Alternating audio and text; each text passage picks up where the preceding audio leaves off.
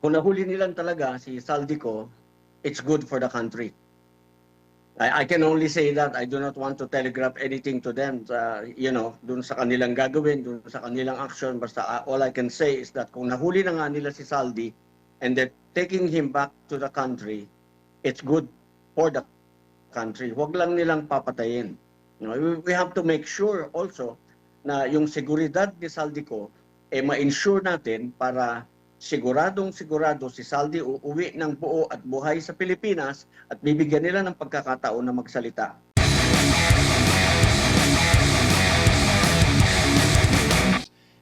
Nag-anunsyo po ngayong gabi si Pangulong Bongbong Marcos na nahuli na raw ng mga otoridad itong si dating Congressman Zaldico sa Czech Republic Attorney General. At sinabi po na nakikipag-ugnayan na po ang Philippine government sa Czech authorities para po maibalik sa bansa itong dating congressman. Ngayon, Zaldico ang kanila pong mahahawakan. Do you think, sir, ito na ang simula ng kalinawan sa issue ng flood control? Alam mo, kung nahuli nilang talaga si Saldico, it's good for the country. I can only say that. I do not want to telegraph anything to them, dun sa kanilang gagawin, dun sa kanilang action. Basta all I can say is that kung nahuli na nga nila si Saldi and they're taking him back to the country, it's good for the country. Huwag lang nilang papatayin. We have to make sure also na yung seguridad ni Saldico ma-ensure natin para sigurado si Saldi uuwi ng buo at buhay sa Pilipinas at bibigyan nila ng pagkakataon na magsalita, maglahad sa taong bayan. Maganda yan. I mean, like, alam mo, kung ako halimbawa, nasa gobyerno, I am going to offer Saldi, gagawin kong state witness si Saldi. Yung mga mobster, yung mga mafia sa Amerika, hindi naman yun na-penetrate ng gobyerno until nakakuha sila ng mga katulad ni Saldico. I don't want to say anymore, but I'm telegraphing some messages to them already. So, pag-usapan natin yung mga muna. Dahil natutuwa ako dahil iuwi nila. Sana uwi nila kasi mabuting makausap natin siya dito. Opo. Tsaka ang tanong dito, sir, kung bibigyan ba nila ng pagkakataon na makaharap doon po sa Senate Blue Ribbon Committee. Na alam mo naman, ang komento ngayon ng taong bayan, hindi po sila kontento sa naging resulta. No? Although may mga partial committee report na po ang Blue Ribbon, pero hindi pa rin nasisihan ang mayorya ng mga Pilipino sa resulta po ng investigasyon sa flood control. Wala naman po kasi nakakatuwa sa investigasyon na ginagawa nila. Hindi ko investigasyon ang ginagawa nila. Sa lahat ng mga ahensya ng gobyerno na nag-imbestiga, hindi po investigasyon ang ginawa nila. Pagtatakip ang ginagawa nila. Pinagtatakpan nila yung mga may kasalanan. Hindi po yun investigation, kundi hindi ko makatch yung proper term in English pero talagang hindi naman nila talaga balak maglabas ng katotohanan, malaman ang katotohanan, kundi pagtakpan yung mga nagkasala. Mula sa Blue Ribbon Committee, hanggang sa ICI, hanggang sa NBI, hanggang sa Ombudsman, lahat yan wala. Wala, hindi mo maasahan. Kahit ang pulis, hindi mo maasahan. Ang sundalo, lalo na, hindi mo maasahan. Kasi, naglabas ako ng video yung non-partisanship. Talagang, at saka yung censorship. Hindi makapagsalita, hindi ang mga tao. Kahit sa private, sa civilian government, meron din palang mga pinagbabawal na hindi pwedeng magsalita against the government. Totoo na yung pinag-uusapan namin ng isang araw na ang Pilipinas ngayon is as if in a state of martial law. Bawal magsalita, kontrolado nila ang media lahat. Hindi makapuna ang mga tao. Pagka pumuna ka, may kaso ka. Pagka, nako, kuwan. Pero we just have to continue fighting for our rights. We just have to continue stating the truth.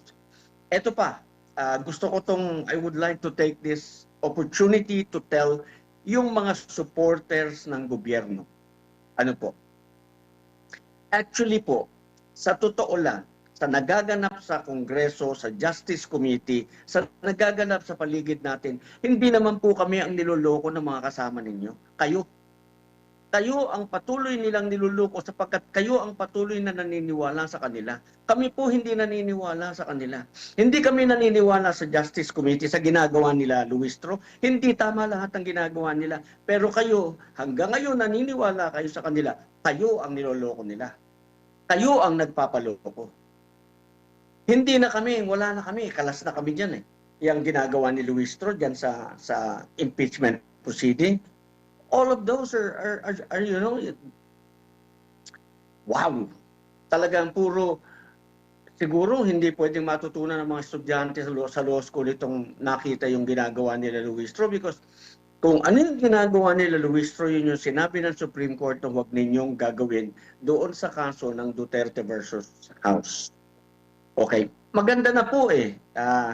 From the framers of the Constitution to the interpretation of the Supreme Court, dun sa intent ng framers, pagkatapos pinaliwanag nila doon sa kaso, dapat ngayon ang pagkakataon natin, let's do this correctly, let's do this right.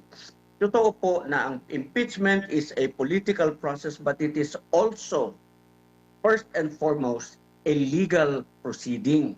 In other words, may procedure yan na dapat sundin. Totoo po na dapat ang impeachment, pag sinimulan mo, pag yan ay in-initiate mo, dapat po masiguro nung complainant at ng House na yan ay makarating sa Senado para magkaroon ng pagdinig. Ang purpose po noon para mapagbigyan ng pagkakataon ang taong bayan na manghingi ng pananagutan sa mga matataas na opisyal natin. And at the same time, bigyan natin ng pagkakataon yung matataas na opisyal na pinagbibintangan ng kalapisan na makapagpaliwanag sa taong bayan. Yun po yung impeachment. Impeachment po is kumbaga, sabi nga ng Supreme Court, it is an armory that is not used for everyday life. Hindi yan pwedeng pang araw-araw. Yan ay madalang pero pag ginamit mo, kailangan gamitin natin ng tama. At merong proseso, may procedure na sinasabi. Tingnan po ninyo, pasensya ka na, medyo mahaba. Okay lang, sir. Tingnan po ninyo yung ginawa nitong House Justice Committee.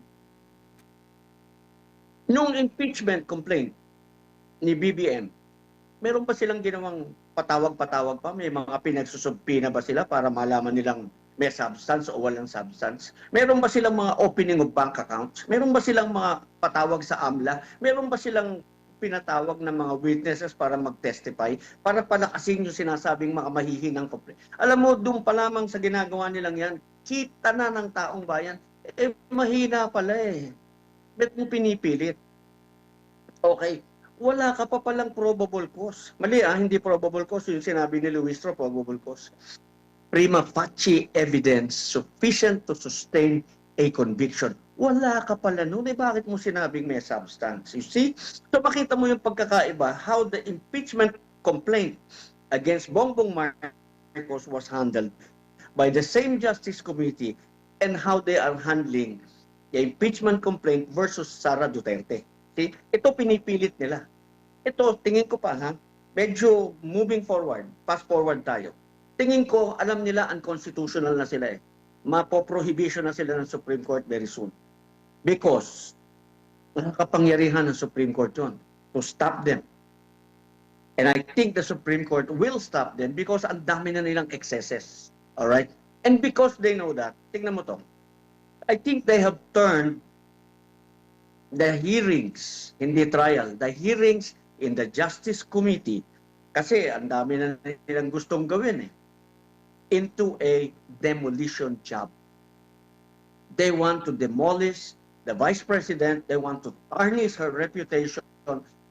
gusto nilang sumama ang paningin, pananaw ng mga taong bayan na naniniwala pa sa kanila na si Vice President Sara ay may kasalanan sa taong bayan.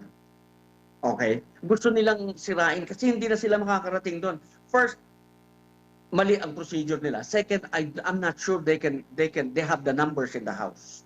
Assuming they have the numbers in the House, I don't think they can garner sufficient number in the Senate to convict the Vice President. Because the evidence cannot sustain. Kita na namin eh. Kasi ang dami mo nang pinaggagawa eh. Ang dami mo nang gustong dagdagan. You are supplanting, you are supplying additional evidence to strengthen the complaint. Eh yung complaint po, sa simula pa lamang, sa form pa lamang, must be able to stand on its four corner. The four corner of that document, dun siya paninindigan. It will rise or fall depending on the strength of the allegations in the pleading. Tatlong bagay lang po. May allegation ba yan ng grounds? 1 to 6.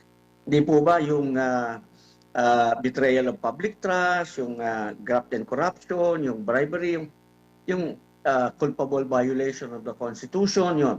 Kung meron nun, meron ka bang allegations? Yun yung sinasabing ultimate facts. Meron ka ba? Meron ka bang allegations supporting the number 1? And kung meron ka bang ebidensya? 1, 2, 3, if your answer is yes, may substance ka, you go. Ka na magsasampi na, kung sino-sino pa ang gusto mong paapirin. Yun na yun. Doon, rise or fall, depende na sa abogado kung yun ay tutuloy o hindi tutuloy. Yun lang po. Kung no ang sagot mo doon sa tatlong yun, you do not have the substance, dismiss it. I-recommend mo na ng dismissal sa plenary. Stop wasting people's money. Yun po. Ulitin ko. Hindi kami. Hindi na kami naniniwala sa inyo eh. Ang niloloko ninyo yung mga naniniwala pa sa inyo na mga muntik na ako doon, sabihin ko sana lolo ko eh.